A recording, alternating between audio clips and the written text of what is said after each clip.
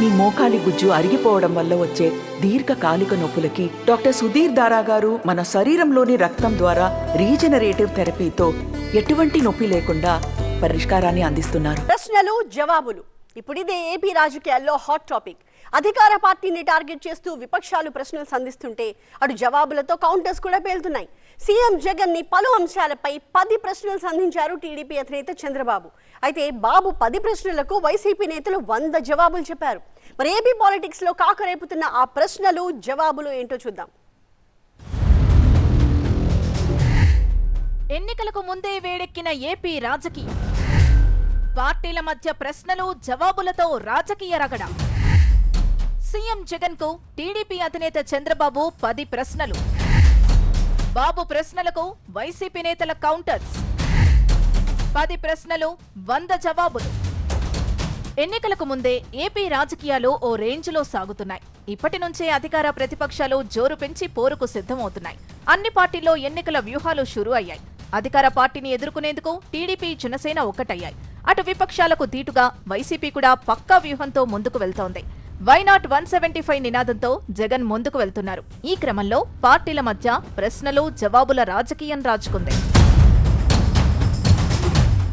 CM Jagan పై 10 ప్రశ్నల్ని సంధించారు TDP అధినేత చంద్రబాబు. ఎన్నికల సందర్భంగా ఇచ్చిన హామీల్ని తాను నెరవేర్చానని జగన్ చెబుతున్నారని, ఒకవేళ అదే నిజమైతే తాను సంధించిన ప్రశ్నలకు సమాధానాలు చెప్పాలన్నారు. అయితే బాబు 10 ప్రశ్నలు వేస్తే వైసీపీ నేతలు 100 జవాబులు చెప్పారు. కేంద్రం మెడలు వంచి సాధిస్తామన్న ప్రత్యేక హోదా ఏమైందని చంద్రబాబు ప్రశ్నిస్తే, మీరు అధికారంలో ఉన్నప్పుడు ఎందుకు ప్రత్యేక హోదా సాధించలేదని కౌంటర్ ఇచ్చారు మంత్రి కారుమూరి నాగేశ్వరరావు. ప్రత్యేక హోదా తెచ్చాడా?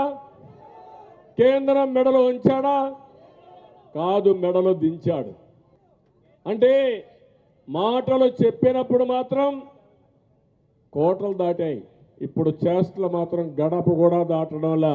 భవిష్యత్తు కోసం నువ్వు మంగళం పాటించిన ప్రత్యేక హోదాని ఈ రోజుకి కూడా జగన్మోహన్ రెడ్డి గారు దాని మీదే పట్టుబట్టున్నారు, మాట్లాడుతున్నాం. ఎట్టి పరిస్థితుల్లో అది సాధించడానికి మా ప్రయత్నం మేము లోపం చేస్తాం. 2020 నాటికి పూర్తవ్వాల్సిన పోలవరం నాశనం చేశారని, దీనికి సమాధానం ఉందా అని ప్రశ్నించారు చంద్రబాబు. అయితే పోలవరం ఈ స్థితికి రావడానికి చంద్రబాబే కారణమని విమర్శించారు మంత్రి అంబటి రాంబాబు.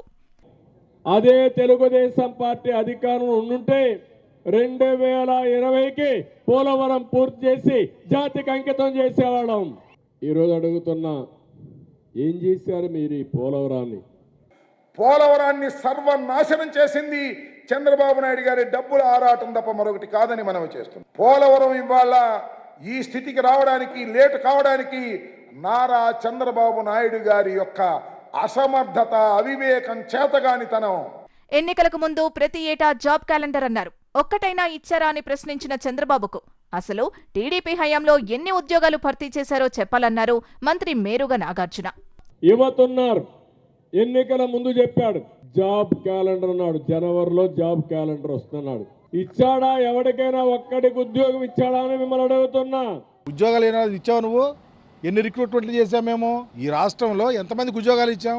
అన్నీ జరుగుతాయి, ఒక ప్రొసీజర్లే జరుగుతూ ఉంది. నువ్వు మాట్లాడటానికి అవకాశం వచ్చిందని, ఎన్నికల దగ్గరకు వస్తున్నాయని చచ్చిపోయినోడు బతికి ఏదో చేయాలని చూస్తే ప్రజలు నమ్ముతారా నిన్ను? తన హయాంలో 11 డిఎస్సీల ద్వారా 1.50 లక్షల టీచర్ పోస్టులు భర్తీ చేశామని, మీ 5 ఏళ్లలో ఒక్క డిఎస్సీ అయినా పెట్టారా అని ప్రశ్నించారు చంద్రబాబు. అయితే డిఎస్సీ గురించి చంద్రబాబు చెప్పాల్సిన అవసరం లేదని విమర్శించారు వైసీపీ నేతలు. డిఎస్సీ పెట్టారా తమ్ముళ్ళు? ఎక్కడన్నా చూసారా మీరు?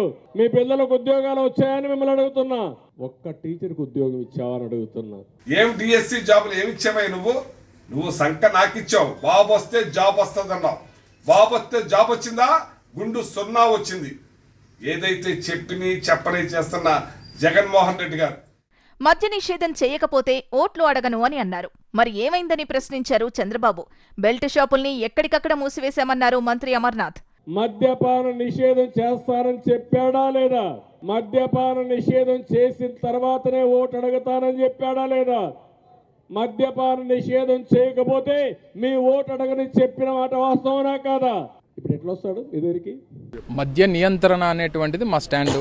దానికి సంబంధించి 45,000 బెల్ట్ షాపులు మూసాం. మద్య నియంత్రణ చేయట్లేదు అనుకుంటే సంఖ్యను చూడాలి, కన్జ్యూమ్ అవుతున్నటువంటి క్వాంటిటీస్ చూడాలి. ఇవన్నీ చూసి డెసిషన్ తీసుకోవాలి తప్ప ఏమీ చేయలేదనేటువంటి మాట వాస్తవం కాదు. మద్య నిషేధమని చెప్పి చేశారా అని ప్రశ్నించిన చంద్రబాబుకు తనదైన స్టైల్లో కౌంటర్స్ వేశారు వైసీపీ నేతలు. నాసిరకం మద్యం విపరీతంగా దోచుకుంటున్నాడు, పేదవాళ్ళ ఆరోగ్యంతో ఆడుకుంటున్నాడు. అయినా ఈ ముఖ్యమంత్రి ఏ మాత్రం కూడా సిగ్గు ఎగ్గు లేకుండా ప్రవర్తించే పరిస్థితికి వచ్చాడు. ఎన్నికల గేమింగ్స్ మైండ్ గేమ్ ఆడుతూ ఉన్నాడు చంద్రబాబు నాయుడు గారు. ఎందుకంటే ప్రజల విశ్వాసాన్ని కోల్పోయాడు. ప్రజల దగ్గరికి వెళ్ళి ఏం చేశానని ఓటు ఏమని అడుగుతాడు? ఏం చేశాడు? ఆయనకి ఇచ్చినటువంటి 14 సంవత్సరాల మరి అధికారాన్ని దుర్వినియోగం చేశాడు, అవినీతికి పాల్పడ్డాడు, జైలు శిక్ష అనుభవించాడు. మరి ఈరోజు మరి కాడరు ఎవరు కూడా సహకరించే పరిస్థితులు లేరు. వారంలో సిపిఎస్ రద్దు అన్నారు. ఏమైందని ప్రశ్నించారు చంద్రబాబు. అయితే సిపిఎస్ రద్దు చేసి జీపీఎస్ ను తీసుకొచ్చామన్నారు మంత్రి కారుమూరి నాగేశ్వరరావు. పోతూ ఎవరడిగినా సిపిఎస్ అదేంటది, పెద్ద కష్టమేంటి? ఒక వారంలో ఎన్ని వారాలైనాయి చేశాడా ఇప్పటికి? దాన్ని రద్దు చేసి ఏదైతే జీపీఎస్ తీసుకొచ్చి ఇవాళ ఏదైతే ఎంప్లాయీస్ కి ఇంకా అనుకూలంగా ఉండే విధంగా ఇది చేసాం. ఇది చాలా మంది ఎంప్లాయీస్ కొంచెం దీన్ని అర్థం చేసుకోవాలి, అవగాహన చేసుకుంటున్నారు. ఇప్పుడిప్పుడే చేస్తారు. ఏదైనా జగన్మోహన్ రెడ్డి గారు చెప్పింది చేసే మనిషి. ఇక ఉచిత ఇసుక ఇస్తాను అన్నారు. మరి ఇచ్చారా అని ప్రశ్నించారు చంద్రబాబు. చంద్రబాబుకు తనదైన స్టైల్లో కౌంటర్స్ వేశారు వైసీపీ నేతలు. ఆ రోజు ఉచితంగా ఇసుక ఇచ్చాం, ఆ రోజు కావాలని విమర్శించినారు. దొంగ అని అరిసి తప్పించుకోవడానికి ప్రయత్నం చేసినట్టు ఆ రోజు ఇసుకలో అన్యాయం జరిగిందని చెప్పి ఈ రోజు ఆ ఇసుక కూడా అమ్ముకుంటున్నామంటే ఏమనాలని అడుగుతున్నా. ఈ రోజు బ్లాక్ మార్కెట్ ని, దోపిడీతనాన్ని, అన్యాయంగా అక్రమాలుగా తెలుగుదేశం పార్టీ అధికారులు ఉండేటప్పుడు దోచుకున్న ఇసుకని ఈరోజు సామరస్య ధరలకి ప్రజలకు అందజేస్తున్నాము. రాజధానిగా అమరావతికి మద్దతిచ్చి ఇప్పుడు మాట తప్పావా లేదా అని ప్రశ్నించారు చంద్రబాబు.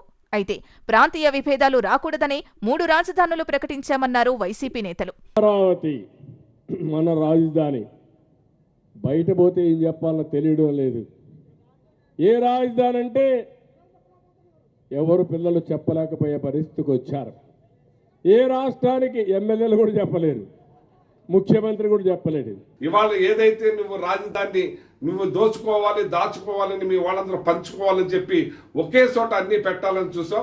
ఇది మళ్ళీ ఇంకొక ముప్పు వస్తుంది. మళ్ళీ రాయలసీమ వాళ్ళ మహారాష్ట్రం అని, మళ్ళీ ఉత్తరాంధ్ర మహారాష్ట్రం అనేది ఉండకూడదు. మళ్ళీ ఇంకో రకమైన ప్రాంత భేదాలు రాకూడదని ఇవాళ 3 ప్రాంతాల్లో 3 రాజధానులు తీసుకొచ్చారు జగన్మోహన్ రెడ్డి గారు.